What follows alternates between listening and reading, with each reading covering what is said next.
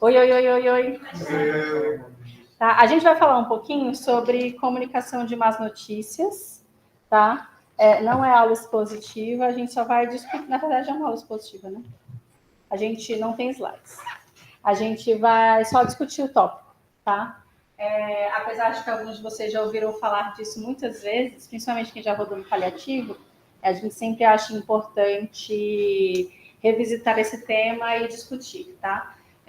Até porque muitas vezes a gente acha que sabe se comunicar bem, então a gente acaba não achando que existe uma necessidade da gente estudar mais sobre isso, né? E assim como a gente estuda ventilação mecânica, assim como a gente estuda hemodinâmica, é importante a gente estudar técnicas para conseguir se comunicar melhor, tá? E com a prática, a gente vai melhorando essa habilidade, tá?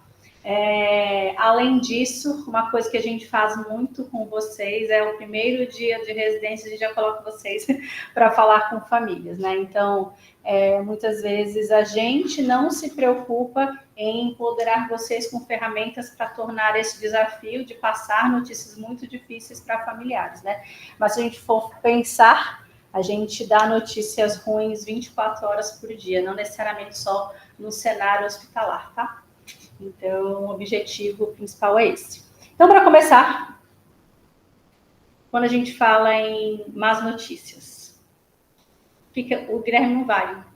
O Guilherme já viu essa aula algumas vezes, tá? Mas quando a gente pensa numa notícia, o que é uma má notícia? E aí? Isso. Então, uma má notícia é uma quebra de expectativas, tá? Então, para a gente entender e a gente saber qual vai ser o rumo dessa conversa, é importante a gente entender qual que é a expectativa da pessoa que vai receber a informação, tá bom? Então, por exemplo, o meu pai morreu. É uma boa notícia? Não, né? Mas é uma má notícia? E aí? Andréinha? Depende, tá? Então, por exemplo, se o meu pai for uma pessoa que agride a minha mãe, não paga a minha pensão. Se for uma pessoa assim que eu não tenho vínculo nenhum e que só me maltrata, talvez isso pode até se tornar uma boa notícia, não que a gente fique feliz com a morte de alguém, tá? Mas foi um exemplo infeliz. Mas, por exemplo, se o meu pai ele tem uma doença muito grave e avançada e as últimas semanas dele foram de intenso sofrimento, e eu entendo que, frente aos valores dele, aquela vida não faz sentido para ele. Então, se ele falecer, pode ser que eu sinta um alívio. Não quer dizer que isso é uma boa notícia, tá? Mas pode ser que o óbito me traga alívio. Assim como se o meu pai estava bem e ele falece, isso pode ser uma notícia devastadora, tá? Então, é sempre importante a gente entender qual é a expectativa do outro. E a gente sempre tem que perguntar. Então, se eu for dar uma notícia de óbito na UTI, e eu chego para a família, desculpa, eu sei que vocês estão extremamente angustiados, querendo muitas informações, afinal o hospital ligou para vocês virem, mas eu só preciso saber o que o último médico falou para vocês. A doutora falou que ele estava super bem, ele estava de alta, o que aconteceu? Então você já sabe que essa notícia vai ser impactante, porque não existiu uma expectativa de que ele estava muito grave, que ele evoluiu para óbito. Assim como se chegar, ele estava muito grave, eu já estou sabendo, a gente só estava esperando a ligação, ele morreu, né? Ele faleceu, tá bom? Então é sempre importante a gente entender essa expectativa. Outras coisas também em comunicação de más notícias que são bem importantes é que as palavras, elas podem ser mais duras do que um tapa na cara. Então, a gente tem que tomar muito cuidado com a forma que a gente passa a má notícia para outra pessoa, tá?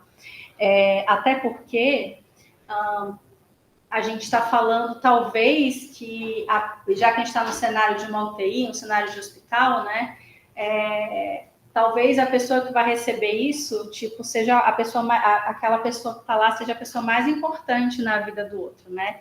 E sabe aquele negócio que as pessoas falam de que quem bate não lembra e quem apanha lembra sempre? Isso existe, tá? Então, talvez a forma que você passar essa informação ela vai fazer a pessoa evoluir de uma forma menos sofrida ou mais sofrida, tá? Todo esse processo aí do luto. E a gente fala uma notícia, assim, a gente pensa muito em morte, mas existe qualquer quebra de expectativa, até, por exemplo, a pessoa foi para a UTI, perdi meu emprego, tudo isso está relacionado a más notícias, tá bom? Então, assim, quando a gente desenvolve técnica, o objetivo não é tornar uma má notícia numa notícia boa, porque até não tem como você conseguir isso, né? Na verdade, o que você quer é fazer com que essa notícia seja oferecida para o outro da forma menos sofrida possível, tá? Teve uma vez, na época da pandemia, eu sempre repito essa história, né? Mas é porque ela me marcou muito. Mas eu estava de plantão na UTI, e aí um paciente estava super grave, e a gente chamou a família para aviso de gravidade, né? E aí a família veio, e quando ele olhou para mim, o filho do paciente, ele falou assim, você lembra de mim? Eu falei, desculpa, mas eu não lembro. Eu realmente não lembrava, né? Ele falou, neste mesmo lugar, há 1 ano, você me falou que a minha mãe morreu. Então, assim, o que eu estou falando é que eu não sei, eu não perguntei, nem iria perguntar, né? Mas isso marca, né? Então, o paciente e a família já estão muito sofridos. A gente não precisa agregar sofrimento a isso. Tudo bem? Tá? E outras coisas também, por exemplo, quando o Daniel Forte, ele gosta bastante de falar sobre isso, né? Ele estuda bastante sobre isso e eu acho sempre legal a gente ficar repetindo, né? O que faz com que a gente tome decisões racionais e consiga pensar de uma forma racional é o nosso córtex pré-frontal, né? E quando a gente está movido por fortes emoções, que pode ser raiva, medo, angústia, tudo mais, a gente ativa o nosso sistema límbico. E o nosso sistema límbico, ele vai liberar adrenalina, vai liberar vários mediadores que fazem a gente se defender. Então, ou a gente luta ou a gente foge, né? E, então, é o que a gente vê nas famílias, tá? Então, pode ser uma família que fique combativa com você, ou pode ser uma família que fuja, tá? E tá tudo bem, tá? Então, assim, não é pessoal. Então, assim, a família chega e você começa a falar e você tem aquela quebra de expectativas. Então, por exemplo, você começa a falar com uma família e ela traz para você um exemplo, que o paciente está bem. E, na verdade, você quer fazer um alinhamento expectativo porque a sua percepção é que ele não está bem. E aí, às vezes, você começa a conversar e aí você vê que a família está com uma linguagem corporal de um jeito. Aí você fala, aí ele passa uma percepção que é divergente da que você acha. E aí você vai com eles, você vai falar, olha, obrigada por ter passado tudo isso, mas infelizmente as nossas percepções são um pouco diferentes. Aí você vira o gatilho, né? E aí a pessoa se sente ameaçada, ela tem medo e angústia, e aí ela ativa o sistema límbico. Então, é aquela família que pode ser reativa, é aquela família que pode fugir da conversa e assim sucessivamente. Está tudo bem, não é pessoal, tá? E o nosso papel é fazer com que tudo isso seja passado de uma forma mais calma e tranquila, tá?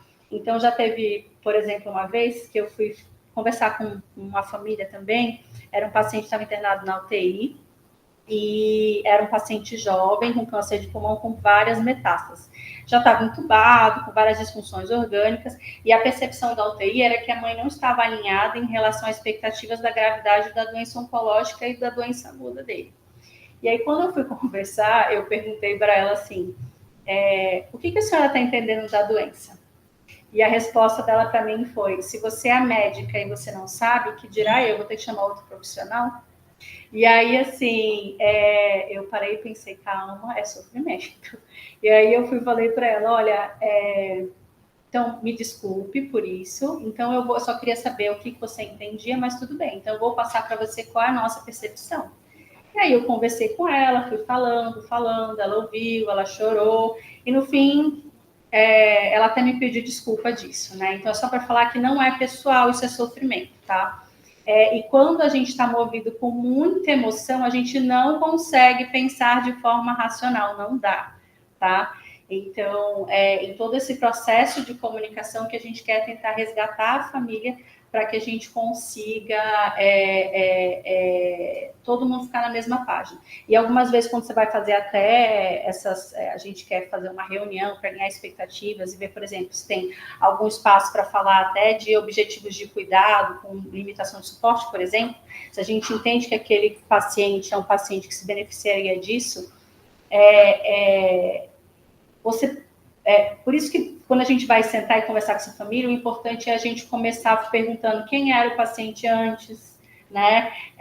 O que dava sentido na vida dele, ver com a família uma retrospectiva de todo o processo de adoecimento, porque aí você consegue que eles lembrem de quem era o doente, como ele está evoluindo para a gente entender o momento agora.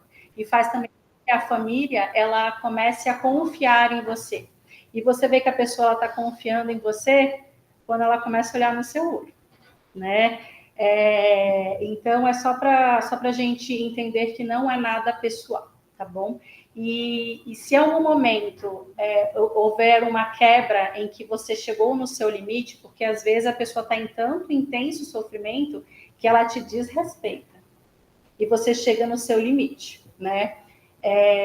Não está errado você falar, olha, eu acho que a gente não vai conseguir conversar aqui, então vamos parar por aqui e a gente volta a conversar num outro momento. Tá tudo bem, tá? O que a gente não pode se perder e agredir verbalmente a família. Isso não acontece, não pode. E se a gente for pensar, né, é lógico que nenhum profissional de saúde, nenhum ser humano vem trabalhar para ser maltratado, né? Mas se vocês forem pensar, se vocês fossem pensar, eu sei que eu já fiz essa pergunta algumas vezes, mas é sempre bom a gente se colocar no lugar do outro, né? Se vocês fossem pensar agora na pessoa mais importante da vida de vocês, a pessoa mais importante, pode ser um objeto também, um cachorrinho, qualquer coisa. E se, por exemplo, vocês acabassem de descobrir que essa pessoa sofreu um acidente, está super grave, tem possibilidade de morrer, tá? E aí essa pessoa está numa UTI e você chega lá para receber essa notícia, entendeu? Será que você conseguiria se portar de uma forma calma e tranquila? Provavelmente não. E pior ainda, se você chega lá e aí o cara da UTI que nunca te viu chega, olha, vamos falar sobre cuidado paliativo, sendo que seu familiar acabou de pisar na UTI. O que vocês vão pensar? Em abandono, né? A gente não consegue pensar de forma racional, movida por muitas emoções, né? E tá tudo bem, a gente é ser humano, tá? Quem dirá os familiares, tá? Então é só para a gente entender que nada é pessoal, tudo é sofrimento precisa ser acolhido, beleza? Quando a gente vai fazer a nosso processo de comunicação, a gente tem vários componentes da comunicação, mas desses componentes a gente tem 3 principais, que é a linguagem não verbal, o conteúdo que a gente vai falar para a pessoa, né? E o tom da voz. Desses 3 componentes, o que vocês acham que é o mais importante? E aí? O que pega mais? O que fica mais visível? A comunicação não verbal, tá bom? E depois? O tom da voz. E por último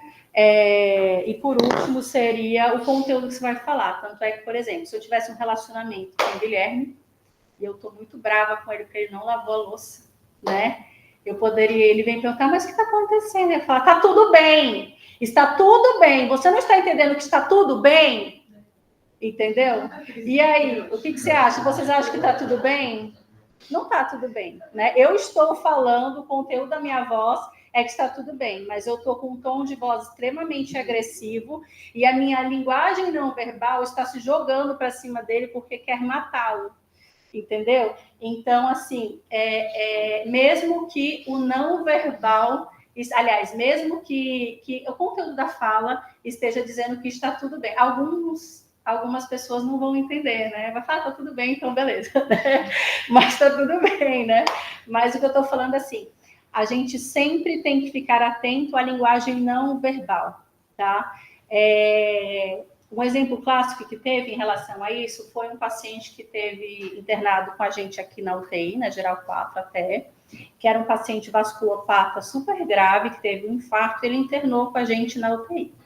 E aí era um idoso frágil que foi fazer um cateterismo e ele teve 50 mil complicações após o cateterismo, tá? Ele fez um acesso via femoral para o CAT, ele fez uma obstrução arterial, ele precisou amputar a perna e ele teve várias complicações na internação. E aí, sempre que a gente marcava a reunião para a filha vir, ela falava que ia vir e depois ela faltava. Aí a gente marcava de novo, porque a gente queria alinhar expectativas, porque ele só estava piorando. Aí chamava ela para vir, ela falava que ia vir e ela desmarcava. E aí teve um momento assim que já estava insustentável, porque todo mundo da equipe estava muito angustiado, porque ele estava piorando. E todo mundo achava que ela não estava entendendo. E aí eles sempre vinham de 3 na visita, mas toda hora que tinha reunião eles não vinham. E aí a gente viu eles e chamou eles para conversar, tá? A primeira pergunta é: por que ela não vinha nas reuniões? É porque ela não ligava para o pai? B, era porque ela não estava afim? Ou era C, era porque no subconsciente dela ela sabia que ele estava muito doente e entrar em contato com isso era muito difícil. Por isso que ela falava que ia vir e no dia arrumava uma desculpa e não vinha, né? Então, era muito difícil para ela entrar em contato com essa realidade. Por isso que ela sempre desmarcava, porque assim, tem família que fala, vocês vão falar, eu já sei que vocês vão falar, eu não quero fazer reunião, e tá tudo bem também, né?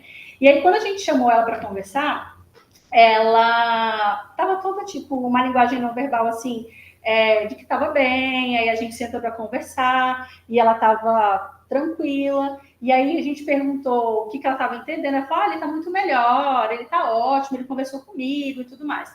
E aí a gente agradeceu e falou, olha, eu sinto muito, mas a nossa percepção é um pouco diferente.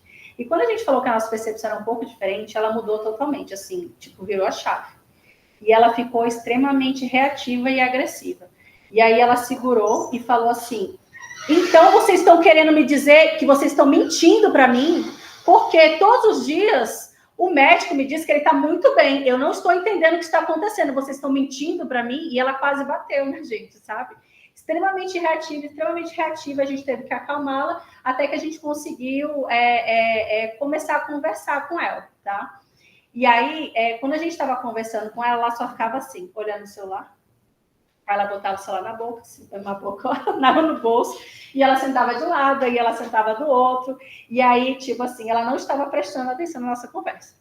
E a gente falando assim, olha, eu sei que você tem outras coisas, mas você pode prestar atenção aqui um pouquinho, que é importante. Aí ela falava assim, isso aqui também é importante. Vocês acham que ela não ligava para o pai? Ou vocês acham que, na verdade, ouvir aquilo era muito sofrido para ela, né? Então, ouvir aquilo, que o pai estava doente, era muito difícil para ela. E aí, o comportamento, em vez de luta, era um comportamento de fuga para ela, né? E vocês acham que seria efetivo seguir nessa conversa com ela? Não ia, porque a gente estava torturando ela, né? Então a gente tinha que fazer uma comunicação o mais breve possível com ela, né? E aí depois de um tempo ela chorou tudo e a gente acabou encerrando. Vocês acham que neste momento a gente conseguiria falar de cuidado paliativo? A gente ia conseguir falar de objetivos de cuidado com o objetivo de fazer algumas limitações terapêuticas? Não ia conseguir. Né? Primeiro porque inicialmente ela estava desalinhada. Mesmo que o subconsciente dela soubesse do que estava acontecendo, né? Ela não tinha expectativas plenamente alinhadas. E naquele momento ela estava com medo, ela estava com angústia, né? Aquilo tudo que a gente estava falando para ela estava muito difícil de ouvir, né? Então, se a gente fosse falar de qualquer coisa nesse cenário, ela ia entender como um abandono. Então, não era o momento, né? Esse paciente ele acabou tendo outras complicações, ele acabou falecendo na internação, né? A gente não conseguiu ter outras reuniões com ela. Mas a postura depois, mesmo que naquele momento tudo aquilo fosse muito difícil para ela, alguma coisa ia ter entrado, né? E neste caso em si, eu acho que ela realmente tinha expectativas desalinhadas. Mas é só para a gente não achar que toda hora que um familiar fala, não, mas vai ficar tudo bem. Não, mas eu tenho certeza que Deus vai operar um milagre. Não, ele é ótimo. Não, isso nem sempre é negação, né? Porque toda vez que a família ela tem um recurso de enfrentamento baseado em esperança, em espiritualidade, assim, sucessivamente, a gente acha que eles estão em negação. Mas nem sempre é isso, né? Na verdade, o que acontece? É muito sofrido ver quem você ama doente, morrendo, né? Então, a esperança é algo que dá conforto ao nosso coração. E é importante, é o que faz a gente seguir indo para o hospital. Tanto é que, muitas vezes, quando a família perde a esperança, eles não vão mais no hospital, né? Porque é muito sofrido ver a pessoa que você ama morrendo ou muito grave, né? Então, isso tudo é um recurso de enfrentamento, tá? E se a gente tivesse numa grande guerra contra a doença, a esperança, ela é a nossa linha de frente, né? Então, a gente não pode quebrar a esperança, nem é o nosso papel, né? Então, assim, sempre que a gente vai dar expectativa, a gente tem que dar expectativas realistas, né? Então, eu preservar a esperança da família não quer dizer que eu vou mentir para a família, né? Então, por exemplo, se a família fala, eu tenho certeza absoluta de que ele vai melhorar. O que as pessoas geralmente fazem? Nossa, não está entendendo nada. Aí volta e passa tudo de novo. E a gente fala, não entendeu. Aí você volta e passa tudo. Isso é tudo torturante para a família, né? O que a gente faz nesse momento? Fala, a gente também ficaria muito feliz se ele melhorasse. Mas a gente tem que estar preparado para tudo. Aí eles pendulam para o outro lado. Já, né, doutor? Tá difícil, né? E tá tudo bem, tá? Se a gente for olhar, isso tudo são recursos de enfrentamento, que fazem com que todo o enfrentamento, processo do adoecimento, seja menos sofrido para a família. E isso é importante, tá? Outra coisa, recurso de enfrentamento religioso. Então, a fé no milagre, né? Todo mundo acha que milagre é que a pessoa não está entendendo, mas, na verdade, qual é o conceito de um milagre? O milagre é algo impossível de acontecer. Então, se a família acredita no milagre, ela sabe que o milagre é impossível. Então, ela está entendendo, mas ela precisa acreditar em algo superior para ela continuar indo ao hospital, né? E tá tudo bem. Se o milagre acontecer, vocês vão ficar felizes? Não, ou todo mundo fica torcendo para estar certo o paciente falecer. Eu tenho certeza que nenhum de vocês torce por isso, tá? E quando eu falo para vocês que a gente tem que passar expectativas realistas para os outros e respeitando a crença de cada um, por exemplo, na época do Covid, todo mundo, noticiava na TV que todo mundo que era entubado morria. E realmente, muitos pacientes que eram entubados morriam porque eles estavam muito graves, né? Então, às vezes os pacientes falavam assim, eu não quero ser entubado. E aí quando você, aí todo mundo, ai meu Deus, o paciente não quer ser entubado, ele não quer ser entubado, aí chega lá para conversar. Por que você não quer ser entubado? Porque eu não quero morrer. Então, na verdade, ele quer ser entubado, mas ele não entende a consequência de não ser entubado, né? E ele pergunta assim para você, doutor, mas se eu for entubado, então você garante que você vai salvar a minha vida? E aí, como é que você responderia? Expectativas realistas. E aí, como é que vocês responderiam? Você vai salvar a minha vida? Isso. Então, é uma expectativa realista. Eu não consigo garantir que eu vou salvar a sua vida, mas eu consigo garantir que eu farei tudo que estiver ao meu alcance para dar o meu melhor para que você consiga sair dessa. Isso é uma expectativa realista. O que muitas vezes as pessoas fazem? Elas se sentem ameaçadas, angustiadas, elas mentem para a família e para o paciente. Mas mentir não é o melhor caminho a se seguir, tá? Até porque a gente está fazendo uma relação de confiança, né? E uma outra coisa também que tem a ver com o luto, quando a gente fala em luto, a gente está falando da possibilidade de perder algo que é muito importante para nós. Então, toda vez que a gente fala em luto, a gente pensa em morte, né? Mas, por exemplo, eu vou terminar a faculdade, então você vai, tipo, parar de ter aquela... ter contato com seus amigos e assim sucessivamente. Talvez você se torne um desempregado. E aí você pode ter um luto por causa disso, entendeu? Então, não necessariamente o luto está relacionado a uma morte em si, né? Mas é uma perda de algo muito importante na sua vida, né?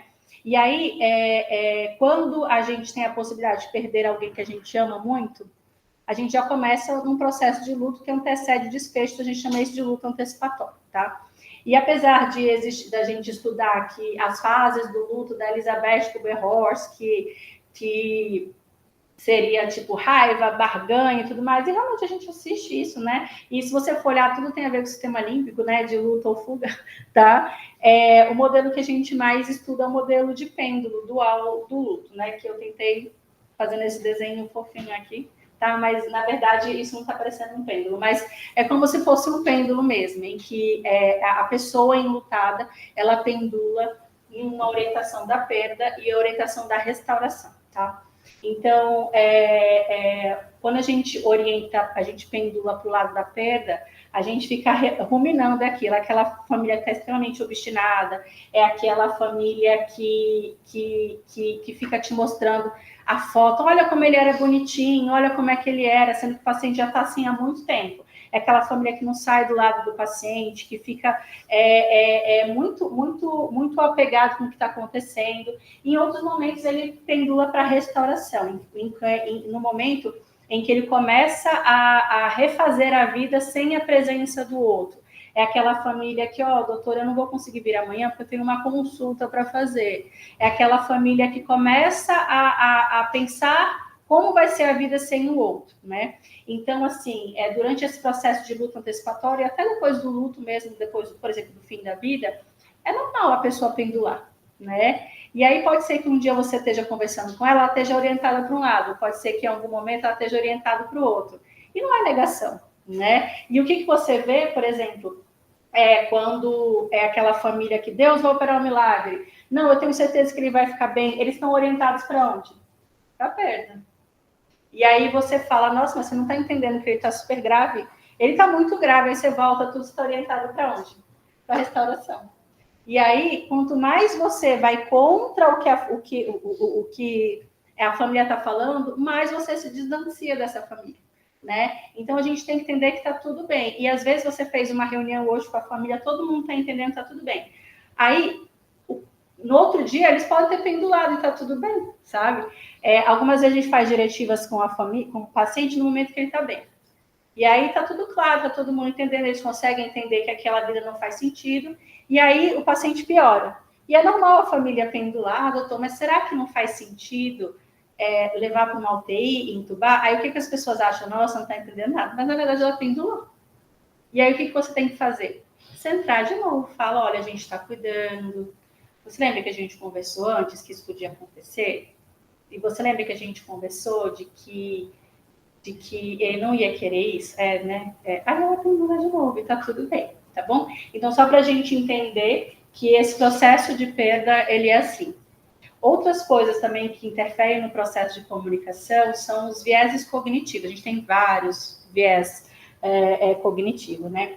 Então, assim, muitas vezes a família ela fica muito presa em informações que geram conforto a ela, né? Então, a gente tem, por exemplo, alguns viés de confirmação no contexto de que, nossa, eu acho que meu pai está muito grave e que ele está morrendo. Mas a minha irmã, ela acha que ele está ótimo. E aí o médico vai falar 10 coisas ruins e uma coisa boa. Pode ser que um familiar vá fixar só na coisa boa e o outro familiar vai fixar nas coisas ruins. Então, você falou com as mesmas pessoas e cada um enxergou de uma forma diferente. Né? Por isso que, às vezes, quando você vai fazer reuniões e você tem dúvidas se todo mundo entendeu, você, no fim, você pode pedir para o pessoal resume para mim o que você entendeu, né? Então, a gente pode fazer, muitas vezes você precisa fazer várias reuniões e está tudo bem. Por quê? Porque a gente precisa disso para gerar conforto. Então, muitas vezes, a gente vai seguir a informação que mais nos gera conforto. Tá? Por isso que é muito importante quando você vai fazer uma reunião com o objetivo de falar de objetivos de cuidado em contexto de cuidado paliativo, é muito importante todos os profissionais estarem alinhados, tá? Então, por exemplo, um paciente da neuro, falar com a neuro para ver a percepção deles, falar com a UTI, falar com a equipe de cuidado paliativo, falar com a neurocirurgia, para todo mundo falar a mesma língua. Porque se você chega para uma família e fala, olha, ele está muito grave, ele vai ficar em estado vegetativo. E aí depois o outro médico fala, não, ele vai ficar super bem, o que vai acontecer? Se a família acha que ele está muito grave, ela vai ficar com raiva do neurologista. Se a família tem muita esperança de que ele vai melhorar e ela ainda não teve o tempo para digerir tudo aquilo, isso vai quebrar o vínculo com vocês, tá? Porque ela vai se fixar no que gera mais conforto a ela. Por isso que todo mundo, antes de fazer esse tipo de abordagem, tem que sentar e comunicar. E às vezes, assim como a família precisa do tempo, a equipe também precisa do tempo. E tá tudo bem, tá bom? Tá? Então, beleza. A gente tem várias... e eu não sei se eu falei isso para vocês, mas comunicação de má notícia é igual remédio. Se você dar demais, isso dá efeito colateral, tá? E se você dá de menos, é inefetivo. Então, a gente tem que entender o momento em que deu, tá? Então, naquele exemplo que eu falei, né, do paciente da vascular, que estava muito sofrido para a filha ouvir aquilo, eu tinha que ter a minha comunicação assertiva e breve.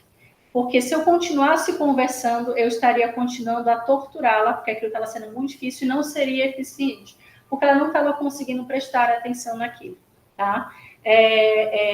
Então, a gente sempre tem que tomar cuidado e a gente tem que tentar se ajustar a isso. As outras coisas que eu falei para vocês, que eu acabei não comentando aqui, mas voltando um pouquinho da linguagem não verbal, a gente tem que sempre prestar atenção na linguagem não verbal da família, né? Então, você vê se tem alguma situação de conflito, você vê se tem muita angústia, e você pode acolher isso, mas a gente também tem que tomar cuidado com a nossa linguagem não verbal, tá? Até porque, por exemplo, se eu estou conversando com uma família, eu fico toda hora olhando no relógio, olhando no celular, eles vão pensar que a gente não está lá por eles, né? No momento que é tão importante para eles, tá? Então, a gente tem que tomar... E não tem tanto problema. Às vezes, por exemplo, eu tô de plantão na UTI. E aí pode ser que alguém me mande mensagem. Então, não está errado eu falar, olha, eu sou a única médica da UTI, então pode ser que alguém me mande mensagem. Então, de vez em quando eu vou olhar para o celular, mas eu estou prestando atenção em você. Tudo bem? Tudo bem. Então, de vez em quando você olha e ele está ciente disso, tá? O que não pode é você não exercer uma escuta ativa para o outro, tá? Quando a gente fala em comunicação de más notícias, a gente tem várias técnicas. A que as pessoas mais usam é o método Mnemonic Spikes, tá? Que é o que a gente vai usar como base aqui, porque é o mais utilizado e é o que todo mundo gosta, e todo mundo já ouviu falar, tá bom? Então, quando a gente olha pelo Spikes, ele vai falar o primeiro é o setting up, né? Então, você vai se preparar para aquele encontro, tá? Então, é importante você rever a história do paciente no prontuário, você entender qual que é o objetivo daquela reunião, se tem algum conflito ou se não tem, com a família, você entender a história. Eu acho que não tem nada mais desagradável do que você convocar uma família para conversar, você sentar e você não souber nada do paciente, né? Isso pode até ser pior, porque vocês confiariam a pessoa que vocês mais amam a um médico que não sabe nem o nome dele, entendeu? Sabe? Então, assim, e se você for olhar, a maior parte dos familiares que não desgrudam da UTI, que são aqueles que mais geram conflitos, eles estão lá porque eles não confiam no hospital. Eu tenho certeza que fariam a mesma coisa. Tipo, seu pai está internado, você ama o seu pai está internado na UTI, e aí teve um erro médico e ninguém acolheu vocês. Ou você percebeu algo, chegou lá, ele estava estubado, e ninguém tinha visto, por exemplo. Você vai sair do hospital, você não vai sair do lado dele, você vai querer ficar lá, você vai ser aquele familiar que fica cobrando. Por quê? Porque você não confia no hospital, tá? Então, é só falar para vocês que a gente tem que se preparar. E outras coisas também que envolvem isso seria a gente ver se tem um ambiente calmo e tranquilo da gente conversar. O ideal é que a gente seja um lugar que você consiga sentar para você falar com um familiar sem estar acima dele, né? Então, assim, nem sempre isso é possível. Às vezes você está num pronto-socorro, né? E aí não tem um lugar para você conversar. Às vezes você vai para um cantinho, dependendo do que for fazer, você pega um biombo. Algumas vezes, quando você vai conversar, a família se sente constrangida de estar do lado do paciente. Então, dependendo do que for, você pode perguntar. É lógico que se for algo que envolve o paciente, você pode falar assim do lado dele, né? Mas, assim, o ideal Você está num lugar mais calmo e tranquilo, sem muitas interrupções, mas você se adapta com o que você tem. O ideal também é que todo mundo esteja sentado. O melhor é que o médico não esteja em pé com a família sentada. Então, algumas vezes, quando você for, você pode até se agachar um pouquinho. Você pode, se não tiver como, paciência, tá? Mas é só para não fazer uma linguagem não verbal de que você é superior ao outro. Só isso. Mas nem sempre a gente tem um lugar adequado para isso, tá? Beleza, então você se preparou, tá? Depois, como eu falei para vocês, uma má notícia é uma quebra de expectativa, então você precisa entender qual que é a expectativa do outro, tá? Então, você tem que perguntar com perguntas abertas. Ah, e eu esqueci de falar de uma coisa importante, quando você vai fazer a reunião, né? Você chama a família. Você precisa se apresentar, tá? A família chega, pergunta o nome de todo mundo, vê a relação que tem com o paciente, tá? Vocês conseguem acender a luz aqui? Tá meio escuro. Se alguém souber onde é, né? Então, assim, você sempre se apresenta, fala qual a sua relação que tem com, tipo assim, oi, eu sou Daniela, eu sou uma das médicas coordenadoras da UTI. Aí você apresenta todo mundo. E é importante a gente, se não souber, não tem problema não. Vai ficar todo mundo escurinho mesmo. Aê, agora vocês estão me vendo? Não estão me vendo mais? Ué, mas assim deu. Beleza. Tá. Então, assim, e é sempre bom saber o nome. Pronto, ótimo. É sempre bom. Deixa assim mesmo, que tá bom. E é sempre bom a gente saber o nome de todo mundo que estava lá na reunião, porque a gente precisa registrar isso depois e entender qual a relação que essa pessoa tem com o paciente. Então, se você for fazer uma reunião com tomada de decisão, tem que ter alguém que é responsável pelo doente. Então, não adianta vir a vizinha que não tem relação. Então, você remarca essa reunião para outro momento, tá bom? E é sempre importante também você dar um nome para o que você vai fazer. Então, a família chega extremamente angustiada. E aí, você tem que falar, olha, muito obrigada por vocês terem vindo. Eu imagino que vocês estejam extremamente angustiados, né? Porque a gente marcou uma reunião. Mas essa reunião, o objetivo é a gente conhecer um pouquinho mais sobre o seu João, a gente entender o que faz sentido na vida dele, ver o que vocês estão entendendo dessa internação, para a gente ver os melhores, o melhor plano de cuidados que mais faz sentido, por exemplo. Ou então, você fala, olha, a gente chamou vocês aqui para conversar, porque a gente está muito preocupado com o seu João. Então, você só precisa dar um nome para o que vocês vão falar. Tudo bem? Beleza. E aí, na percepção, você tem que entender qual é a percepção da família em relação ao que está acontecendo. Então, você perguntar, o que vocês estão entendendo que está acontecendo aqui na UTI? Se você quer, por exemplo, entender, ver a história do paciente, os valores, tudo mais, você pode perguntar, quem que é o seu João? O que dá sentido na vida dele? O que ele gostava de fazer antes de ficar doente? E a família te fala. Como é que foi todo esse processo de adoecimento? Ele te fala. O que vocês estão entendendo do que está acontecendo agora na internação? É claro que se é uma família extremamente ansiosa, às vezes você não vai conseguir passar por todas essas etapas, né? Então a gente vai pular algumas etapas, né? Mas é só para falar assim, que o ideal é você entender a percepção do que está acontecendo. E a gente vai ajustando essa percepção de acordo com o objetivo que você tem da sua reunião. E algumas vezes o que eu falo é assim, eu sei que vocês vieram atrás de respostas, a gente vai falar, mas a gente vai querer ouvir um pouquinho de vocês. Eu só preciso entender o que você está entendendo, o que está acontecendo aqui. Porque, frente ao que você me falar, a gente vai falar para vocês qual a nossa percepção. Tudo bem? E aí a pessoa vai te falar disso. Depois que ela te falar, você vai convidar ela para a má notícia, né?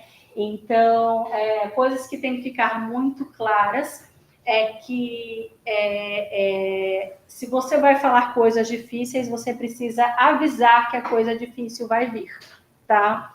Então, muito obrigada por vocês terem falado tudo isso para nós. Eu imagino que lembrar algumas coisas disso gerou muita angústia, né? E eu acho que vocês já falaram isso outras vezes. Obrigado, tá? Mas nesse momento eu queria pedir licença para passar um pouquinho da nossa percepção do que está acontecendo com ele, né? E eu adianto que as nossas notícias elas não são tão boas assim, né? Então, você convidar ele para a pessoa que estiver lá para a má notícia, tá? Algumas vezes eu vou conversar com o próprio paciente e aí eu quero perguntar, né? Por exemplo, eu estou querendo saber sobre a vida dele e tudo mais, depois eu quero perguntar sobre morte, né? E aí, assim, como é que você convida ele a conversar sobre isso, né? Como é que você apresenta isso? Então, geralmente, como eu falo, muito obrigada por você ter dividido isso tudo, mas eu queria conversar sobre um assunto que é muito delicado e pode ser muito sofrido. Mas eu queria muito conversar com você sobre isso, né? Mas se por ventura você achar que não dá para a gente seguir por esse rumo, a gente para, não tem problema nenhum, tá? Mas é uma pergunta dura e difícil. Você já pensou na possibilidade do fim da vida? Você já pensou na possibilidade da morte? E aí, conforme a pessoa for conversando, você vai seguindo. Se ela mudar de assunto ou você perceber que aquilo é muito difícil, você muda para outro assunto, né? Como eu falei, comunicação de má notícia é igual remédio, tá? E aí você vai depois e passa o conhecimento, ou seja, você passa a sua perspectiva do que está acontecendo lá, tá? É sempre importante a gente adequar a nossa comunicação para o que o outro consegue entender. Então, uma coisa que acontece muito, assim, que me irrita profundamente, às vezes vem 10 pessoas da família e um é médico. O que as pessoas fazem? Ignoram a família e só conversa com o médico, usando o termo médico. E a família não entende nada. Todo mundo faz isso. Por quê? Porque fica angustiado, fica com medo. E aí, o que a gente faz? A gente ignora totalmente a família. Mas o ideal é você adequar a sua linguagem para a pessoa para a pessoa menos profissional de saúde possível, tá bom? É claro que se eu for conversar com profissionais de saúde, eu não vou conversar como se fosse pessoa leiga, mas é só para a gente lembrar que ali o papel dela não é de profissional de saúde, é de familiar, tá? Então, por exemplo, é médico? Mas, por exemplo, se ele for um ortopedista, eu não vou ficar falando 0,1 micrograma de noradrenalina, porque provavelmente ele não vai entender. Assim como se ele fosse falar de fratura comigo, ele for falar todas as escalas de fratura, eu também não vou entender, tá? Mas também não é para você ficar menosprezando o outro e ficar diminuindo o outro também, né? Então, por exemplo, uma vez eu fui conversar com um colega médico de uma tia minha, que ela já até faleceu, mas ela teve sequela de AVC, então ela era totalmente dependente. E ela internou, e eu me apresentei para ele, eu falei assim, olha, eu sou colega médica, eu sou intensivista e eu sou paliativista. O que a minha tia tem? Aí ela tem uma pneumoniazinha. Eu falei, ela tem pneumonia, ela não tem pneumonia. Ela tem uma infecçãozinha. E aí, tipo, ele ficou, eu não me senti respeitado, tá bom? Então, a gente tem que tomar cuidado com a forma que a gente fala com o outro, tá? E se a gente for falar com a família, a gente tem que adequar a nosso vocabulário para que eles entendam. Então, exemplos práticos, né? Quero falar para um familiar de estado de mal não convulsivo. Como é que você fala disso? Um exemplo mas você pode usar o que você quiser. Então, às vezes eu falo assim, é como se o cérebro tivesse vários fios desencapados fazendo curto-circuito. Entendeu? Exemplos para que ele entenda, né? Mas você pode adequar conforme o que o outro vai entender, tá? Mas é só para a gente falar, a gente não evitar termos médicos, tá bom? Porque isso gera angústia. E muitas vezes a gente quer passar muita informação porque a gente está angustiado. Não estou falando que a gente vai negar a informação, mas às vezes a gente passa muita informação que a família não consegue processar e a gente acaba gerando mais angústia. Então a gente só tem que tomar cuidado com tudo isso. E aí você passa todo o conhecimento. E quando você passa, na verdade, todo o conhecimento é a notícia que você quer passar para ele. E aí, só lembrando que é uma notícia de cada vez. Quando a gente está nervoso, o que a gente faz? A gente chega e começa a falar, porque a gente está nervoso, né? Mas isso só demonstra a nossa insegurança, tá? Então, o ideal é que você passe uma informação pausada de cada vez. Então, por exemplo, o seu pai está internado aqui com a gente na UTI, tá? E os exames chegaram e, infelizmente, a gente fez a tomografia e a tomografia mostra que ele tem mais lesões no cérebro. Você estava ciente disso? Eu estava sim. Por causa dessas lesões no cérebro, ele não estava acordando de forma adequada. E ele não estava conseguindo respirar de forma adequada. Então, infelizmente, a gente precisou colocar ele para respirar por aparelhos. Por aparelhos, e aí você vai acolhendo, entendeu? É claro que não existe receita de bolo, você se ajusta conforme o que o outro sabe ou não. Se você conversa com aquela pessoa sempre, você vai ter um ritmo de conversa. Se você está conversando pela primeira vez, você vai ter outro. Mas é só para a gente indo uma informação de cada vez, tudo bem? E você passa todo o conhecimento, aliás, toda a informação que você tem para passar para a pessoa. E a gente tem que tomar muito cuidado com as emoções, né? Então, é comum, às vezes, a pessoa chorar, ela ficar triste, e o que a gente tem que fazer é acolher aquilo, porque aquilo é muito sofrido, né? Então, nossa, eu não consigo nem pensar o quão difícil deve estar sendo isso tudo para vocês. Mas vocês não estão sozinhos, a gente está aqui junto, né? Então, valida a emoção. Se a pessoa chorar, espera. Não adianta você continuar falando, porque ela não vai entender, ela não vai prestar atenção, tá? E provavelmente ela não fique chorando mais do que poucos minutos, tá bom? E aí você acolhe, porque aquilo é muito difícil. Já é difícil para você falar, imagine a pessoa que está ouvindo, tá? E aí a gente também tem vários métodos mnemônicos para a gente acolher emoções, né? E aí a gente tem, por exemplo, o nurse, que seria nomear, o de understand seria entender, respeitar, apoiar e explorar. Então, assim, nossa, eu imagino que você está sentindo muito angustiado, né? Você quer falar um pouquinho mais sobre isso? Né? Exemplos, tá? E aí a gente pode, sim, acolher essa... Algumas vezes eu vou conversar, mas é lógico que para você, algumas vezes você precisa de mais tempo do que a gente tem, né? Mas algumas vezes, por exemplo, quando eu estou no cuidado paliativo, eu vou mais para acolher o sofrimento da família, né? E aí a gente tenta explorar isso. O que, às vezes, também, quando você está numa reunião, às vezes tem um familiar que ficou muito quietinho. Você vê que a linguagem não verbal dele é de muita angústia. Você pode chegar para ele e perguntar: ô seu Carlos, você quer falar um pouquinho? Como é que você está se sentindo? Como é que estão se você quer perguntar alguma coisa? E aí a gente vai acolhendo. E toda vez que a pessoa demonstra emoção com você, você acolhe, tá bom? Beleza. Depois, no fim, você tem o strategy ou summary. Na verdade, seria o seguinte: terminou tudo de falar, todo mundo tirou as dúvidas, você já finalizou. Se você tem dúvidas, se todo mundo entendeu ou não, às vezes tem uma outra pessoa, você pode falar. Você consegue repetir de uma forma bem breve o que você entendeu? E tá tudo bem. Ou então você fala os próximos passos, né? Que seria, por exemplo, o objetivo era para fazer uma abordagem para falar de diretivas. E a gente não teve espaço naquele momento. Então, como é que eu vou finalizar? Falar, olha, então os nossos próximos passos aqui vão ser os seguintes: a gente vai tentar tirar a sedação da sua mãe, a gente ela está com quadro infeccioso, a gente vai tratar, para a gente ver se a gente consegue ir diminuindo a ajuda do ventilador para que eu tire ela desse ventilador. Mas se a gente perceber que, mesmo com todos esses meus tratamentos, ela não está evoluindo da forma que a gente gostaria, que se a gente só está judiando dela sem trazer benefício, a gente vai sentar de novo para conversar. Então, você dá os próximos passos para o que você está conversando. Tudo bem? Tá? Eu acho que era basicamente isso que eu tinha para falar para vocês, tá? Se comunicar é algo muito importante, tá? Isso, apesar de ser uma receita de bolo, no começo a gente precisa, é importante a gente ter um método, mas depois de um tempo isso vai se tornando fluido, tá?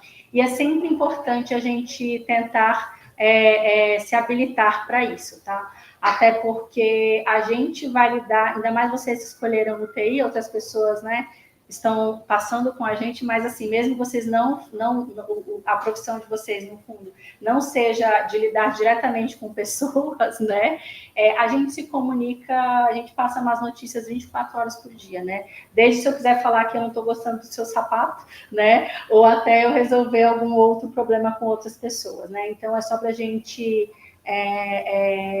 ver que a gente tem essa missão, tá?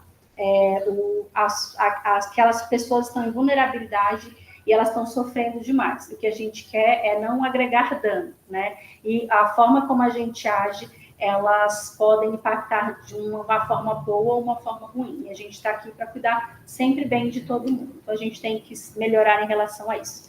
E é isso, gente. Obrigada. Tchau.